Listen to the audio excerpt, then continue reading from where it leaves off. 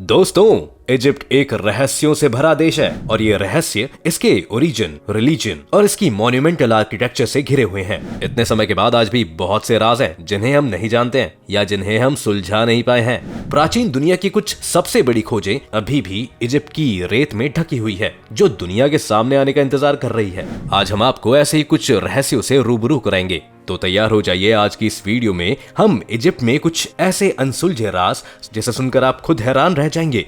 पर वीडियो शुरू होने से पहले अगर आप लोग चैनल पर नए हैं या आपने अभी तक चैनल को सब्सक्राइब नहीं किया है तो चैनल को सब्सक्राइब करना और बेल आइकन दबाना ना भूले। नंबर 1, पंट की खोई हुई भूमि। प्राचीन इजिप्ट के लेखन में पंट नामक स्थान का उल्लेखन मिलता है। ये सोने, हाथी के दांत और विदेशी जानवर से भरे एक प्राचीन अफ्रीकी साम्राज्य था जिसने इजिप्ट के लोगों की इमेजिनेशन को एक्साइट किया। और लोग तो ये भी कहते हैं कि ये साम्राज्य काफी शक्तिशाली था। ये एक ऐसी जगह थी जो इजिप्ट के सम्मान का कारण बनी, एक ऐसी भूमि जिसे उन्होंने भगवान की भूमि यानी गॉड्स लैंड कहा था। इसमें कोई डाउट नहीं है कि पंट एग्जिस्ट करता था। प्राचीन ग्रंथों में इसके अनगिनत उल्लेख मिलते हैं। यहाँ तक कि मिस्र के एक प्राचीन मंदिर में पंट की रानी की एक तस्वीर भी है। लेकिन ये स्थान कितना शक्तिशाली और महत्वपूर्ण रहा होगा, इसके वजूद हमें कभी नहीं मिले हैं। हमारे पास पंट के एकमात्र निशान मिस्र वासियों द्वारा संभाले एक आर्टिफैक्ट्स हैं। वैज्ञानिक ये पता लगाने के लिए बेताब है कि ये राज्य है कहाँ। उन्होंने 2 बबून के ममिफाइड रिमेन्स का अध्ययन किया जो मिस्र वासियों को पंट से मिले थे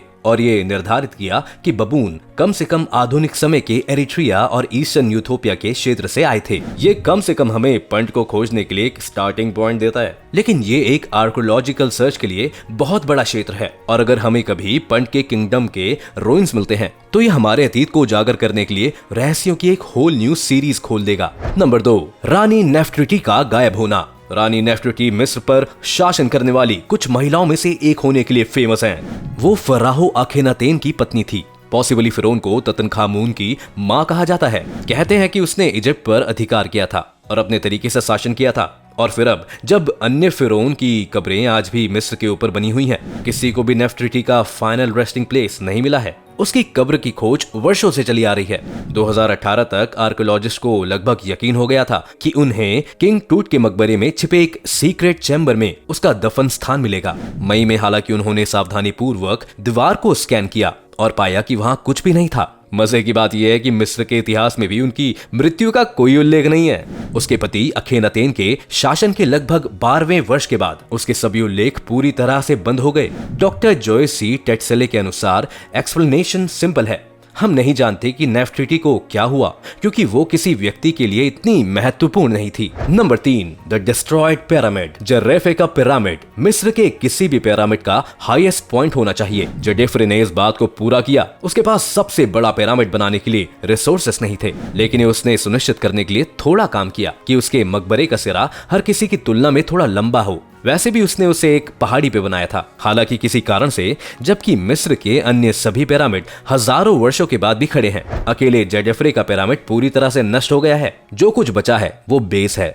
कोई भी पूरी तरह से क्लियर नहीं है कि उसे क्या हुआ, लेकिन थ्योरीज हैं। कुछ लोग सोचते हैं कि जेडेफरे की मौत हो जाने से पहले ही वो इस पर बहुत कम काम कर पाए थे और इसलिए उनका पिरामिड खंडर में रह गया था। और फिर भी अन्य लोग सोचते हैं कि मिस्र के लोग वास्तव में जेडेफरे से नफरत करते थे, इतनी ज्यादा कि वे एक पूरे पिरामिड को अलग करने के लिए तैयार थे। Number 4, the डेंड्रालाइट। इजिप्ट के डेंड्रा में एक मंदिर की दीवार पर एक बहुत ही अजीबोगरीब इमेज दिखाते हुए एक बड़ी रोशनी है। यूजुअल इंटरप्रिटेशन के मुताबिक ये दिखता है कि आगे के एक बड़े गोले में एक सांप कमल के फूल से उड़ता है, जबकि एक पिलर द्वारा मानव भुजाओं के साथ पकड़ा जाता है। ये एक अजीब तस्वीरें हैं, लेकिन सिर्फ इसलिए नहीं कि स्तंभ में हथियार हैं। ये बिल्कुल क्रुक्स ट्यूब के एक मॉडल की तरह दिखता है, एक तरह का अर्ली लाइट बल्ब जिसका आविष्कार 19वीं शताब्दी में हुआ था। वास्तव में ये एक क्रुक्स ट्यूब की तरह दिखता है कि कुछ लोग सोचते हैं कि ये सिर्फ एक डायग्राम हो सकता है जो दिखता है कि कैसे एक क्रुक्स ट्यूब बनाना है। आर्कियोलॉजिस्ट को रिमेन्स मिले हैं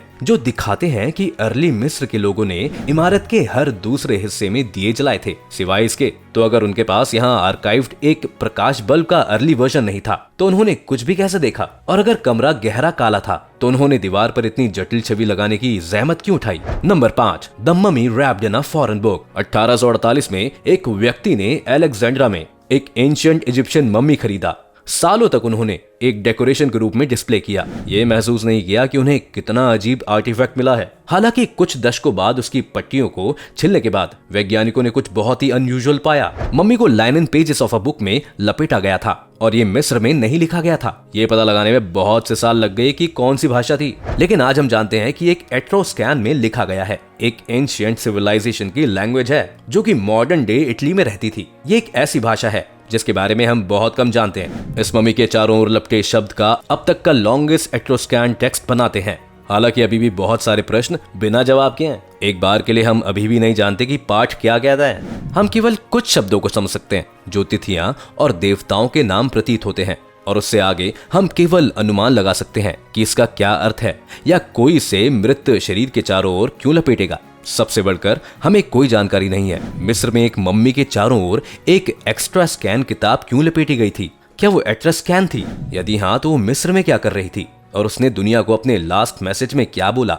आपके इन सवालों पर क्या पॉइंट ऑफ व्यू है, हमें कमेंट सेक्शन में जरूर बताइएगा। नंबर 6, मिस्र की खोई हुई भूल भुलैया। 2500 साल पहले मिस्र में एक काफी बड़ी भूल भुलैया थी जो इसे देखने वालों के शब्दों में पिरामिड से भी ज्यादा अच्छी थी। ये एक मैसिव बिल्डिंग थी जो 2 मंजिला थी। इसके अंदर अनबिलीवेबल 3000 अलग अलग कमरे थे। सभी एक वाइंडिंग मेज के माध्यम से इतने कॉम्प्लेक्स थे कि कोई भी गाइड के बिना अपना रास्ता नहीं खोज सकता था, जो राज्यों के लिए एक टॉम के रूप में कार्य करता था। और टॉप पर एक बड़े पत्थर से बनी एक बड़ी छत थी। अनगिनत एंशिएंट राइटर्स ने इसे पहली बार देखा है, लेकिन 2500 साल बाद आज भी श्योर नहीं है कि आखिर ये है क्या। सबसे नजदीकी चीज जो हमने पाई है वो एक विशाल 300 मीटर चौड़ा पत्थर का पठार है, जिसके बारे में कुछ लोगों का मानना है कि ये कभी भूल भुलैया की नींव थी।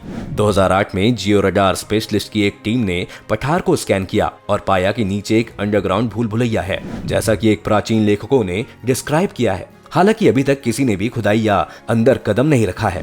जब तक कोई ऐसे भूल भुलैया में पैर नहीं रखता, हम निश्चित रूप से नहीं जान पाएंगे कि क्या हमें वास्तव में मिस्र का सबसे बड़ा आर्कियोलॉजिकल वंडर मिला है। नंबर 7, महान पिरामिड का छिपा हुआ चेंबर। सबसे बड़ा पिरामिड 4500 साल पहले फराहो खुफू के लिए बनाया गया था। ये लगभग 150 मीटर लंबी विशाल संरचना है जिसे 2.3 बिलियन से अधिक पत्थर के ब्लॉक के साथ बनाया गया है। और फिर भी कुछ समय पहले तक ऐसा लगता था कि इसके अंदर केवल 3 चेंबर हैं। एक टीम ने नवंबर 2017 में पिरामिड को स्कैन करके देखा कि कहीं कुछ छूट तो नहीं गया। निश्चित रूप से पिरामिड की ग्रेट गैलरी के ऊपर उन्हें संकेत मिले कि पूरे पिरामिड में सबसे बड़ा कमरा छिपा हो सकता है। अजीब बात यह है कि मिस्र ने जानबूझकर छिपे हुए चैम्बर को बनाया था। इससे कोई कॉरिडोर या रास्ता नहीं जुड़ा है, लेकिन वहाँ जो कुछ भी है, फिरौन खूफ जाहिर तौर पर नहीं चाहता था कि वो कभी दिन का उजाला देखे। तो दोस्तों, आज की इस वीडियो में इतना ही। उम्मीद है आपको आज की इस वीडियो से काफी कुछ सीखने को मिला होगा। अगर आपको ये वीडियो पसंद आई हो तो वीडियो को लाइक करें, और अगर आप चैनल पर नए हैं या आपने अभी तक चैनल को सब्सक्राइब नहीं किया है तो चैनल को सब्सक्राइब करना और बेल आइकन दबाना ना भूलें।